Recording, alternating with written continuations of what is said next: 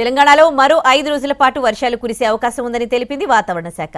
కొంకణ్ పరిసర ప్రాంతాల్లో ఉపరితల ఆవర్తనం కొనసాగుతోంది. రానున్న 2 రోజుల్లో ఇది అల్పపీడనంగా మారే అవకాశం ఉందన్నారు హైదరాబాద్ వాతావరణ కేంద్రం అధికారిని శ్రావణి.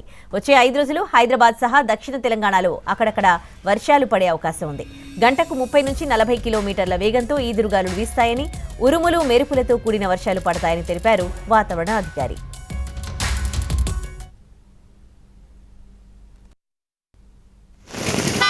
మనకి కొంకణ్ పరిసర ప్రాంతాల్లో అలాగే ఈ పరిసర కింద ప్రాంతాల్లో ఒక ఉపరితల ఆవర్తనం కొనసాగుతూ ఉంది. ఇది మనకి వచ్చే 2 రోజుల్లో కూడా అల్పపీడనంగా మారే అవకాశం ఉంది.